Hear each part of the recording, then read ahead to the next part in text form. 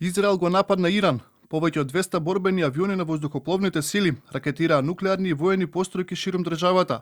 Погодени се десетици цели, вклучувајќи кој главниот објект за збогатување ураниум, убиени првите луѓе на иранската армија.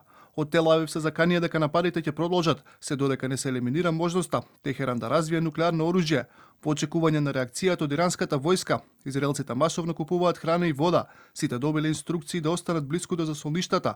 Службите за итни случаи складираат крв, а дел од болниците почнале да ги отпуштаат пациентите на домашна нега за да ослободат капацитети. Во меѓувреме, Националниот совет за безбедност ги повика израелците кои живеат во странство да бидат предпазливи поради стравот од одмазда. На окупираниот западен брег, во сите палестински градови, прогласена полициски час. Ја погодивме високата команда, ги погодивме високо рангираните научници кои го унапредуваат развојот на нуклеарно оружје, ги погодивме нуклеарните инсталации, но знам, а и вие знаете, нема лесни војни.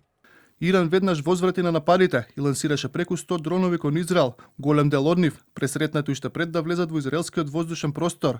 Врховниот лидер на земјата, Ајатолахот Али Хамнеи, се закани на израелската влада дека ќе биде сурово казната за најновите напади, во кој елиминирани се неколку високи ирански нуклеарни научници и воени функционери, меѓу кои началникот на генералштабот на иранската армија и првиот човек на револуционерната гарда.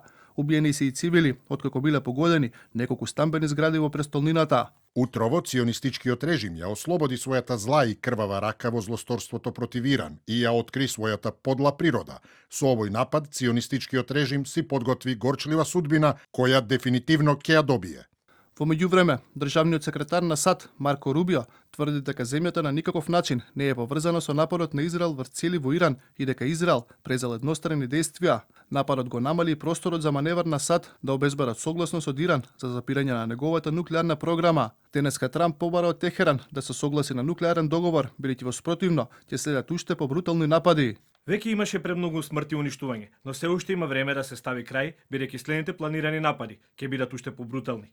Иран мора да склучи договор, пред ништо да не остане и да го спаси она што некојаш беше позната како Иранска империја, да нема повеќе смрт, да нема повеќе уништување. Само направете го, пред да биде предоцна. На страната на Техеран застанаа неговите соседи. Од Саудиска Арабија обвинуваат дека израелската агресија го поткопува суверенитетот и безбедноста на Иран. За либанската влада, на новите напади на Израел представуваат кршење на меѓународното право и суверенитетот на Иран.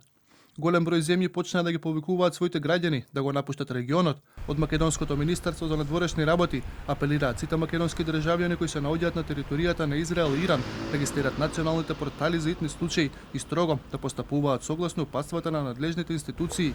Исто така се препорачува сите македонски државјани да се воздржат од било какви патувања кон земјите од регионот. Согласно добиените информации од амбасадата на Република Северна Македонија во Тел Авив, во моментов воздушниот простор над Израел и Иран е затворен, како и аеродромите во Тел Авив и Техеран, без конкретна најава за обновување на редовниот воздушен сообраќај. А додека траат борбите на Блискиот Исток, авиокомпаниите почнаа да ги откажуваат летовите до и од Израел поради ескалација на тензиите меѓу двете земји. Летовите што веќе беа насочени кон Израел се пренасочени кон други аеродроми, а сите закажани заминувања се откажани. Затворен за летови е и воздушниот простор над Ирак и Сирија.